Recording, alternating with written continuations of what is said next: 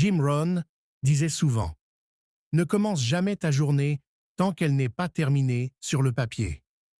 Cette phrase, simple mais puissante, résume à elle seule l'essence de ce qui a façonné sa vie, son succès, sa philosophie et son influence mondiale. Jim Rohn n'était pas seulement un conférencier motivant. Il était un architecte de vie, un maître de la discipline personnelle et un homme qui avait compris que le succès ne dépend pas seulement de ce que nous faisons, mais surtout de ce que nous faisons chaque jour, dès le réveil. Dans cette vidéo, nous allons explorer en profondeur les 4 rituels matinaux qui ont transformé un simple fermier de l'Idaho en l'une des plus grandes voies du développement personnel au monde. Ce que vous allez découvrir ici n'est pas seulement inspirant, ce sont des principes applicables, immédiats, concrets, capables d'élever votre propre vie si vous avez le courage de les adopter avec constance. Jim Rohn ne croyait pas aux changements soudains, ni aux transformations spectaculaires en une nuit. Il croyait aux petites actions répétées chaque matin, avec intention, discipline et clarté. Ces rituels ne sont pas des habitudes tendances, comme on en voit aujourd'hui un peu partout. Ce sont des fondations, des piliers, des pratiques profondes qui s'appuient sur la philosophie intemporelle selon laquelle tu ne peux pas améliorer ta vie sans d'abord améliorer ta manière de commencer ta journée. Il disait: si tu veux une vie extraordinaire, tu dois avoir des matinées extraordinaires. Et c'est exactement ce que nous allons décortiquer. Rituel 1. Le rituel de la clarté. Prendre la responsabilité de sa vie dès le réveil. Le premier rituel de Jim Rohn. Chaque matin était simple, mais extrêmement puissant. Il commençait chaque journée par un moment de clarté intérieure. Pas un long rituel mystique, pas une méditation de 30 minutes, pas un exercice complexe réservé à une élite spirituelle. Non, il prenait quelques minutes pour reprendre possession de son esprit et il le faisait avec un principe qui a bouleversé des millions de personnes, le principe de la responsabilité. Dès le réveil, Jim répétait mentalement que tout ce qui allait arriver dans sa journée, dans sa carrière, dans ses finances, dans ses relations, était son entière responsabilité, pas celle du gouvernement, pas celle de l'économie, pas celle de son patron, pas celle de son passé, pas celle de ses parents, sa responsabilité. Ce rituel n'était pas seulement psychologique, il était stratégique. Jim disait: tu ne peux pas changer les saisons, mais tu peux changer toi-même. Cette phrase, révisée chaque matin, avait pour but de lui rappeler que les circonstances extérieures ne sont jamais le réel problème. Ce qui compte, ce n'est pas ce qui arrive, c'est ce que tu décides de faire avec ce qui arrive. En pratique, voici comment Jim vivait ce rituel. Il s'asseyait quelques minutes, en silence, et réaffirmait ses intentions, ses choix, et surtout, sa responsabilité absolue dans les résultats de sa vie. Cette prise de conscience quotidienne ravivait sa concentration, sa motivation et son pouvoir personnel. Beaucoup de gens commencent leur journée en réaction. Notifications, messages, actualités, stress, urgence. Jim, lui, commençait sa journée en création. Il disait: si tu commences ta journée dans le chaos, tu la finiras dans le chaos. Si tu commences ta journée dans la maîtrise, tu la finiras dans la maîtrise. Ce rituel, même bref, lui permettait de se reconnecter à la personne qu'il voulait devenir, pas à ses émotions, pas à ses excuses, pas à ses problèmes, à sa vision. Et c'est là que réside la force de ce premier rituel, se rappeler chaque matin que même si la vie est dure, même si les défis sont réels, même si l'incertitude est constante, il existe toujours une chose sur laquelle nous avons un contrôle total, notre attitude et nos choix. Et ce rituel de clarté transformait chaque matin de Jim en une déclaration personnelle. Je suis aux commandes. Rituel 2. Le rituel de l'étude. Nourrir son esprit avant de nourrir le reste. Jim Rohn a construit une partie essentielle de son succès sur une habitude dont il parlait dans toutes ses conférences. Étudier chaque matin. Pas étudier pour avoir un diplôme, pas étudier pour impressionner les autres, étudier pour s'élever, étudier pour grandir, étudier pour nourrir l'esprit comme on nourrit le corps. Il répétait, « Si tu arrêtes d'apprendre, tu arrêtes de grandir. » Chaque matin, Jim consacrait du temps à lire, et pas n'importe quoi.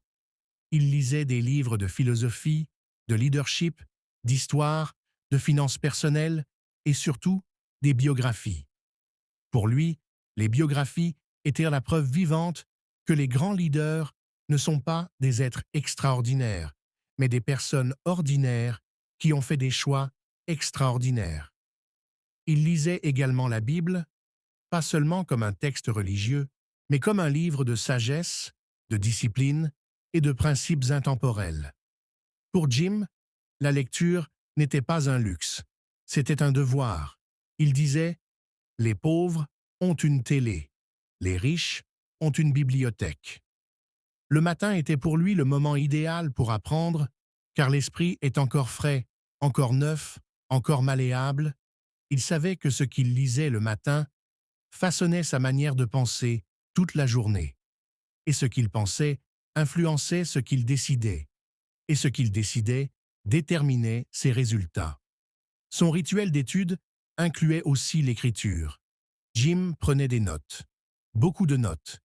Il soulignait, annotait, écrivait des réflexions, des questions, des idées. Il considérait son journal comme sa boîte à trésors privée, un endroit où il collectait les pépites de sagesse qu'il transformait ensuite en action. Il disait « Une idée que tu n'écris pas est une idée que tu perds ». Voici le secret réel derrière ce rituel.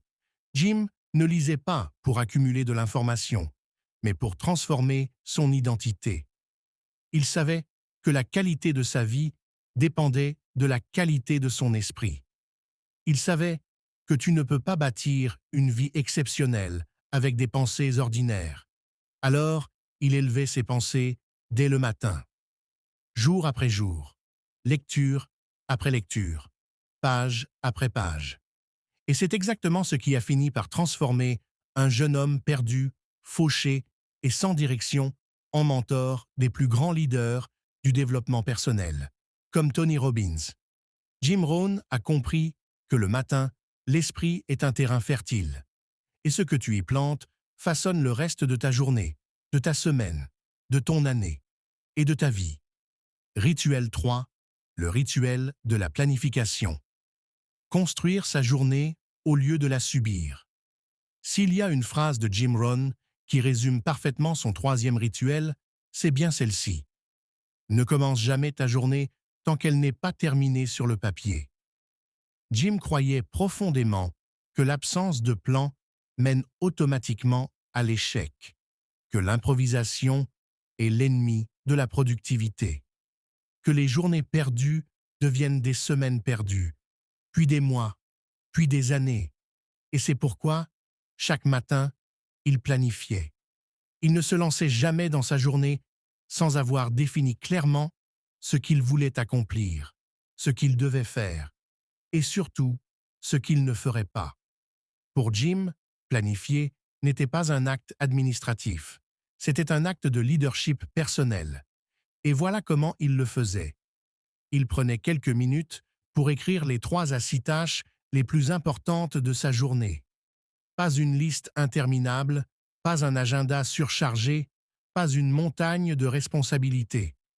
Juste ce qui était réellement essentiel, ce qui avait un impact, ce qui faisait progresser ses objectifs. Il distinguait 2 types de tâches. 1. Celles qui le rapprochaient de ses ambitions. 2. Celles qui consommaient du temps sans créer de valeur. Chaque matin, il réévaluait ces 2 catégories pour s'assurer qu'il passait plus de temps sur ce qui comptait vraiment. Il disait « L'échec, ce n'est pas l'effet d'un gros événement, c'est l'effet de petites négligences répétée au quotidien. C'est pourquoi il utilisait son rituel de planification pour s'assurer de ne jamais tomber dans le piège de la négligence. Il utilisait aussi ce moment pour mesurer son progrès. Ce qu'il avait fait hier, ce qu'il pouvait améliorer aujourd'hui et ce qu'il devait absolument éviter demain. Cette routine lui donnait un sens de maîtrise qui le suivait toute la journée. Ce rituel transforme la vie parce que la plupart des gens vivent en réaction. Ils répondent aux urgences, aux messages, aux interruptions, aux imprévus. Jim, lui, vivait en intention. Et c'est la raison pour laquelle il obtenait des résultats supérieurs à ceux de la plupart des gens, sans forcément travailler plus dur. Il travaillait plus intelligemment, il travaillait plus intentionnellement. Ce rituel de planification a été l'un des piliers de son succès financier, professionnel et relationnel. C'est ce rituel qui l'a aidé à publier des milliers de pages de notes, à donner des milliers de conférences, à écrire des livres qui ont changé des vies et à bâtir un empire dans les affaires. Il savait exactement où il allait chaque jour parce qu'il l'avait décidé le matin même. Rituel 4. Le rituel de l'énergie. Mettre le corps au service de l'esprit. Jim Rohn répétait souvent « Ton corps est le seul endroit où tu dois vivre. Prends-en soin. » Ce quatrième rituel est moins connu, mais il est fondamental. Jim prenait soin de son énergie physique dès le matin, pas pour devenir musclé, pas pour être athlète, mais pour avoir le carburant nécessaire pour accomplir sa mission, ses objectifs et sa vision. Voici ce que Jim comprenait mieux que la plupart des gens. Tu peux avoir la plus belle vision du monde, le plus beau plan, la plus grande ambition. Si ton corps n'a pas l'énergie, tu n'exécuteras rien. Pour lui, le matin était sacré. C'était le moment où il réactivait son énergie pour la journée. Il commençait souvent par de la marche rapide, pas un marathon, pas un entraînement intense, une marche, mais une marche consciente, une marche qui stimulait son cœur, son souffle, son attention, une marche qui lui permettait de réfléchir, de mémoriser ce qu'il avait étudié, de clarifier ses pensées. Il insistait sur le fait que le mouvement du corps influence le mouvement de l'esprit, que l'énergie physique soutient l'énergie mentale et que la discipline corporelle renforce la discipline psychologique. Son rituel d'énergie ne se limitait pas au mouvement. Il faisait aussi attention à ce qu'il mangeait, pas par obsession de la santé, mais par respect pour sa mission. Il disait « Si ton corps est fatigué, tout ce qui te reste s'effondre. » Il privilégiait une alimentation légère le matin, des fruits, des aliments simples et naturels, parce qu'il voulait rester vif, concentré et productif. Pour Jim, l'énergie est ce qui transforme les intentions en actions, les rêves en projets, les objectifs en résultats. Sans énergie, les idées restent enfermées dans le monde du potentiel. Avec de l'énergie, elles deviennent réalité. Ce quatrième rituel est probablement l'un des plus négligés aujourd'hui. Beaucoup de gens veulent réussir, mais ignorent que la réussite demande un corps capable de supporter la charge mentale, émotionnelle et professionnelle qui l'accompagne. Jim l'avait compris. Ton succès dépend de ta capacité à durer. Et durer demande de l'énergie. Pourquoi ces 4 rituels ont fait sa réussite? Parce que Jim Rohn n'essayait pas de changer sa vie. Il essayait de changer ses matinées. Et ses matinées ont changé sa vie. Ces rituels étaient simples, mais leur puissance résidait dans leur régularité. Jim les répétait jour après jour, année après année. Il savait que la répétition crée la maîtrise. Il savait que la discipline crée la liberté. Il savait que le matin crée l'avenir. Ces 4 rituels, clarté, étude, planification, énergie, formaient un système. Un système qui met ton état d'esprit sur la bonne fréquence, nourrit ton intelligence clarifient tes priorités et alimentent ton corps. Et ensemble, ils préparent à la réussite.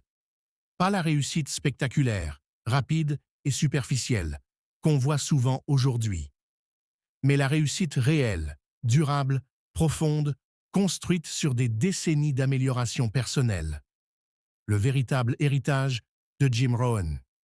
Jim Rohn a changé des millions de vies, pas parce qu'il était exceptionnel, parce qu'il avait une routine exceptionnelle.